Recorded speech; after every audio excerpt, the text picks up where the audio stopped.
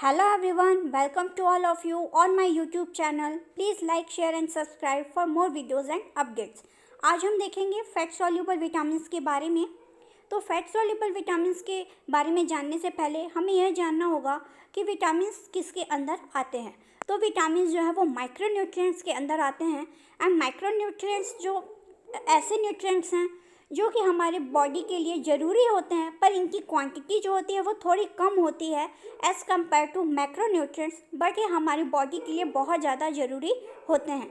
तो माइक्रोन्यूट्रिएंट्स में vitamins, minerals, water और फाइबर, ये सब जो है वो माइक्रोन्यूट्रिएंट्स हैं। विटामिन्स जो होते हैं वो 2 टाइप्स के होते हैं, water soluble vitamins and fat soluble vitamins. Water soluble vitamins means जल में घुलनशील vitamin and fat soluble vitamins means वसा में घुलनशील विटामिन।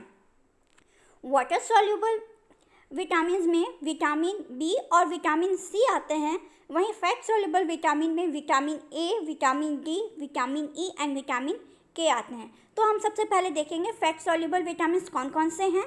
तो उसमें पहला है विटामिन ए। विटामिन ए की जो खोज है वो 1909 में की गई और इसका केमिकल नाम रेटिनॉल है, और यह आईडीए के अकॉर्डिंग हमारी बॉडी के लिए 600 म्यूजी पर डे रेटिनॉल के फॉर्म में और 4800 म्यूजी पर डे बीटा कैरोटीन के फॉर्म में ज़रूरी होता है। Functions of vitamin A essential for vision. हम जो देख पाते हैं अच्छे से वो विटामिन ए के कारण ही देख पाते हैं। अगर हमारी बॉडी में विटामिन ए कम रहेगा या उसकी डेफिशिएंसी रहेगी तो हमें विज़न से रिलेटेड प्रॉब्लम दिखाई देनी शुरू हो जाएगी। Essential for synthesis of glycoprotein. Glycoprotein के संश्लेषण के लिए भी विटामिन ए जो होता है वो ज़रूरी होता है। Helps in develop of immature cells and bones. ये क्या करते हैं, जो हमारी बॉडी की अविकसित कोशिकाएं हैं और हड्डियां हैं उनके विकास में भी हेल्प करता है। Help to increase immune system and act as the first line of defence against micro organism. ये हमारी बॉडी के इम्यून सिस्टम को, रोग प्रतिरोधक क्षमता को बढ़ाने में भी मदद करता है और एक लाइन क्रिएट करता है जिससे जैसे ही हमारी बॉडी में कोई भी माइक्रो ऑर्गेनिज्म प्रवेश करते हैं तो वो डिफेंस का काम करता है और हमें सुरक्षित रखता है। विटामिन ए के source egg, meat, milk and milk products, green leafy vegetables, yellow and red fruits and vegetables, ये सब जो है विटामिन ए के सोर्स है। Deficiency night blindness, conjunctival xerosis, बाइकेट spot, corneal xerosis, keratomalacia and xerophthalmia fungus, ये सब जो हैं वो विटामिन ए की डेफिशिएंसी हैं। एंड एग्ज़ाम में इनको अरेंज करने के लिए बोलता है, आप इसी क्रम में इसे याद कर लीजिएगा ताकि आप एग्ज़ाम में इसे करेक्ट अरेंज कर सकें। नेक्स्ट है विटामिन डी।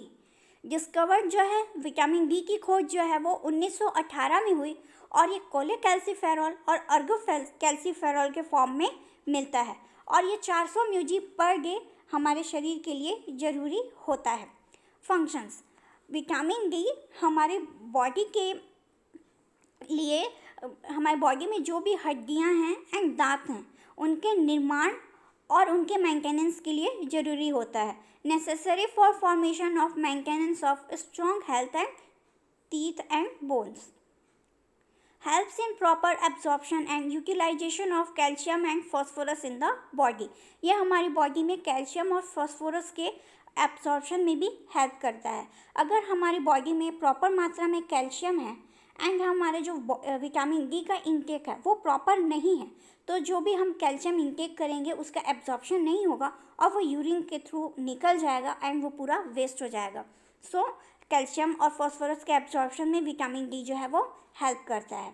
विटामिन डी का source sun rays, exposure of sunlight, skin to sunlight, oil and ghee.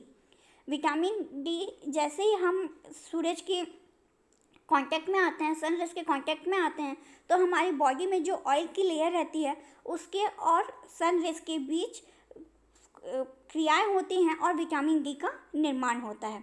Deficiency rickets, osteomalacia, osteoporosis और गाउट, ये सब जो है विटामिन डी की डेफिशिएंसीज हैं।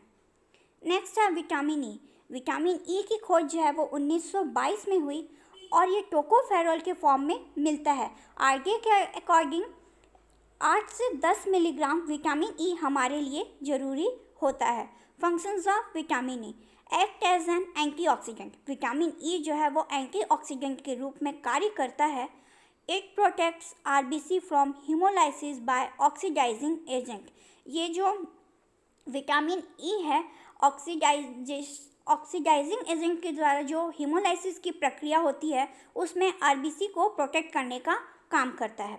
Preserves and maintain germinal epithelium of gonad for proper reproductive system. ये क्या करता है, हमारे जो रिप्रोडक्टिव सिस्टम है उसको प्रॉपर तरीके से काम करने के लिए उसको मेंटेन करने का भी काम जो है विटामिन ई करता है। Involve in synthesis of nucleic acid. Nucleic acid के सिंथेसिस में भी विटामिन ई इन्वॉल्व रहता है, हेल्प करता है। सोर्स, इसके सोर्स हैं वेजिटेबल ऑयल, नट्स, होल ग्राम, राइस ब्रान ऑयल। ये सब विटामिन ई के सोर्स हैं।